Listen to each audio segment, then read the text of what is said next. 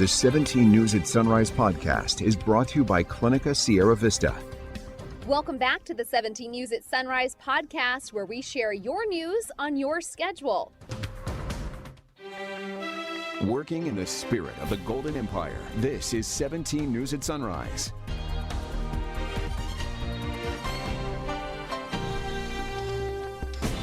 Good morning to you here at 5 a.m. Thanks for waking up with us. I'm Maddie Jansen alongside Alex Fisher. We begin this morning with breaking news of a local school district keeping its doors closed this morning due to a shooting threat. An alert was posted this morning on the County Superintendent of Schools website saying Mojave Unified School District will be closed today due to that threat.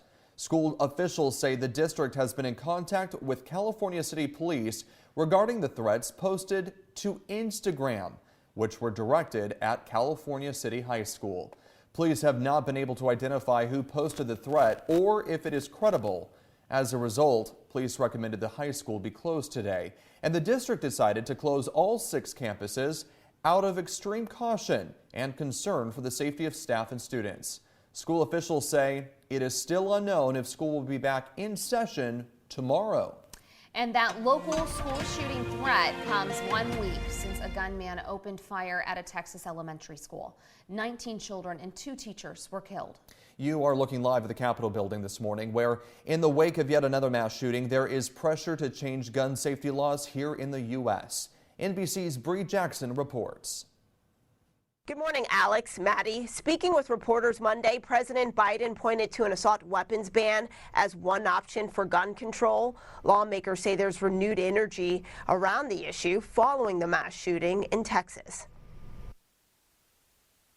Funeral services began this week for the 19 school children and 2 teachers killed in last Tuesday's deadly mass shooting in Uvalde, Texas. I think things have gotten so bad that everybody's getting more rational about it. At least that's my hope and prayer. Democrats and Republicans are working on a bipartisan plan to address gun violence. We have one job that many of us run for, and that's to protect our constituents, to protect lives. And we have an opportunity to do it. It includes expanded background checks and red flag rules to ban weapons from those deemed a danger. So when you see people about to blow, give the cops, and with plenty of due process, the chance to go stop it before it starts. Also on the table, more school safety resources and raising the gun buying age to 21.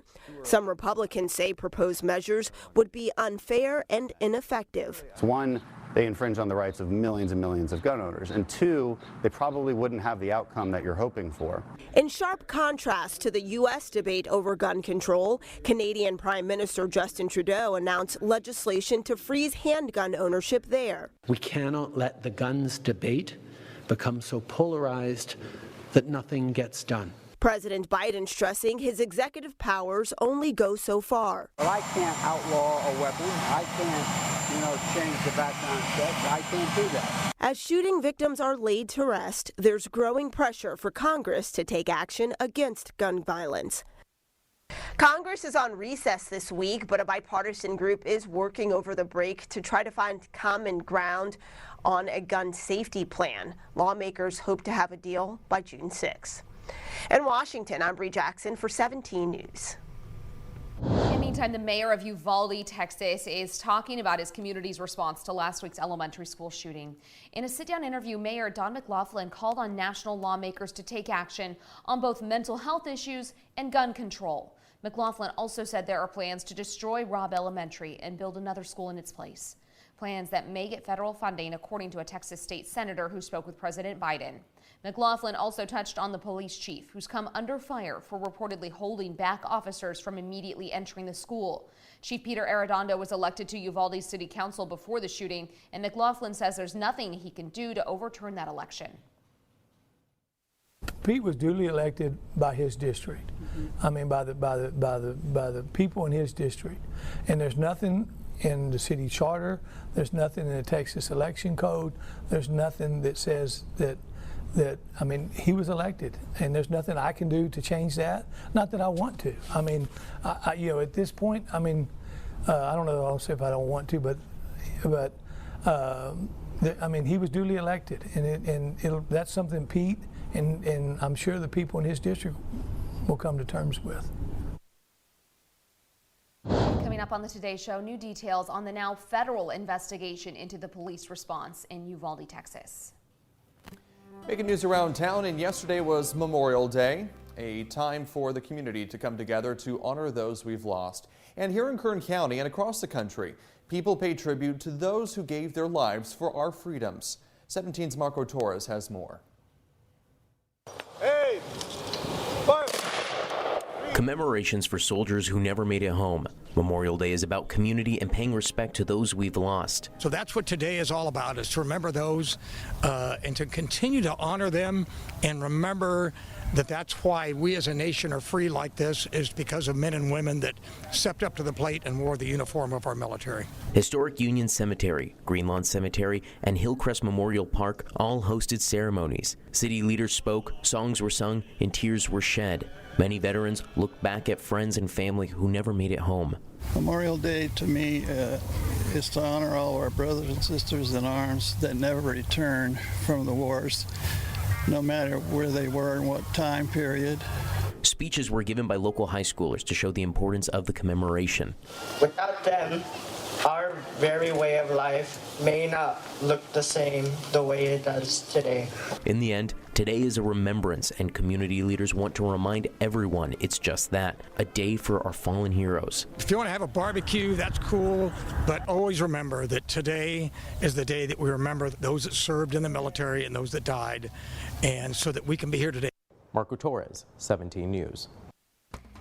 5:32 is your time now in your 17 Crime Watch. A man was wounded in a shooting at the Amtrak station in downtown Bakersfield yesterday. Police say they were called out to a shot spotter activation before noon along Truxton Avenue. When they arrived, officers found evidence of a shooting and learned that the victim had been taken to the hospital. The man's condition is described as critical. No arrests had been made.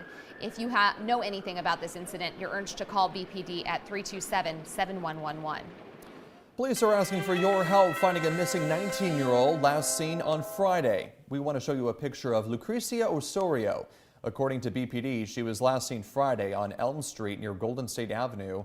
Police say Osorio is at risk because of developmental delays and has no history of running away. Osorio is described as 4 feet 11 inches tall, weighing 210 pounds, with black hair and brown eyes.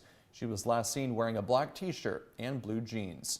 Anyone with information is asked to call police. Police are also asking for help finding a missing at-risk man. This is 36-year-old Chanthea Fai. According to BPD, he was last seen in the 3800 block of Paseo Arosa around 9 a.m. yesterday. Police say he is not able to communicate and is not familiar with the area. Fai is described as 5'3", weighing about 130 pounds, with black hair and brown eyes. He was last seen wearing a red t-shirt with a Target logo and blue jeans. If you know anything about where he may be, call police.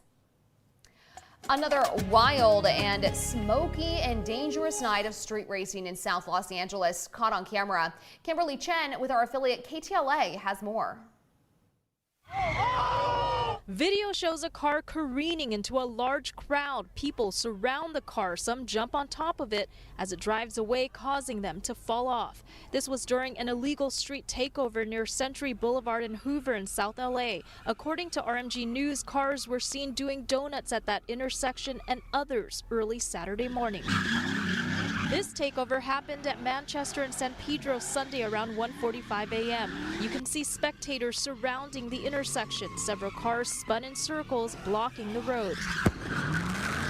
Fireworks were set off. There were reports that people were pointing lasers at a police helicopter. These takeovers are organized. Oftentimes, those involved are gone in minutes. I see in the internet, the car is too much.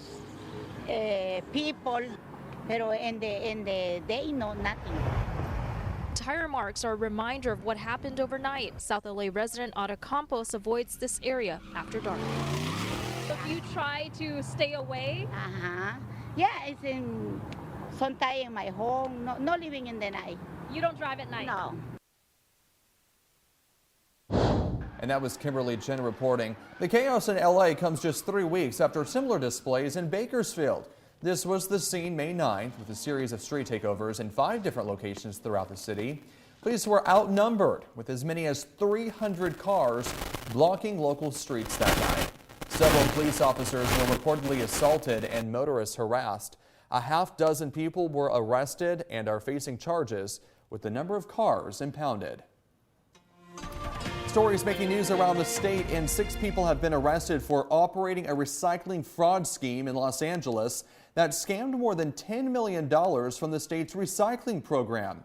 The state's attorney general's office says the suspects brought more than 9 tons of material from Arizona into California to unlawfully redeem them for cash.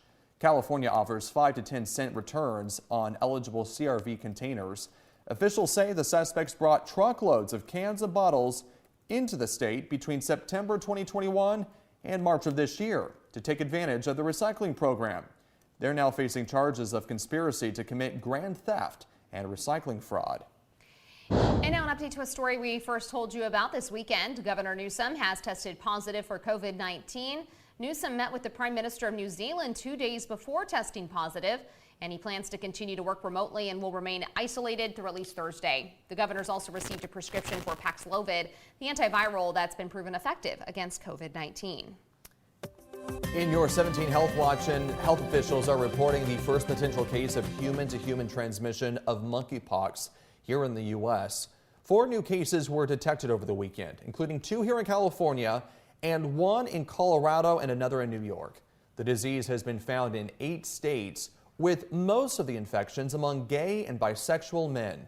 The World Health Organization does not think monkeypox will become a pandemic, but says there are still many unknowns about the disease. And we're learning more about a hepatitis A outbreak that has sickened several people in California. The FDA believes organic strawberries sold at more than 9 retailers, including Aldi, Walmart, and Trader Joe's, may be the culprit. They were sold under the brand names Fresh Campo and HEB. So far, the FDA has linked 17 hepatitis A cases to the strawberries. 12 people have been hospitalized. Most infections were reported here in California. The strawberries were sold between March 5th and April 25th.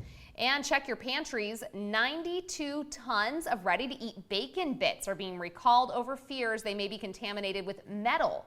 Smithfield Packaged Meats Corporation issued the recall for its 5-pound packages sold under Smithfield, Golden Crisp, Patrick Coude, and Members Mark brands. It was produced between February 21st and February 23rd and between March 3rd and March 5th. Customers are urged to throw out the bacon bits or return them to the place of purchase. No injuries have been reported. Well, 35 people feel their allergies impact their job performance. A study conducted by one poll surveyed 2,000 Americans about allergies. The findings revealed almost half of respondents are affected during their daily commute to work. 1 in 2 people spend $100 or more every year on over-the-counter allergy medication. And only 1 in 4 Americans say they feel prepared for allergies caused by changing seasons. I feel like at least those people I know in Kern County, suffer from allergies more than any other place that I've ever been to. Yeah. Working in the spirit of the Golden Empire, this is 17 News at Sunrise.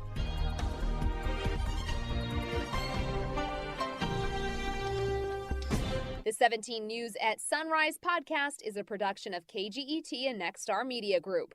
For more on all of the headlines in today's show, head to kget.com.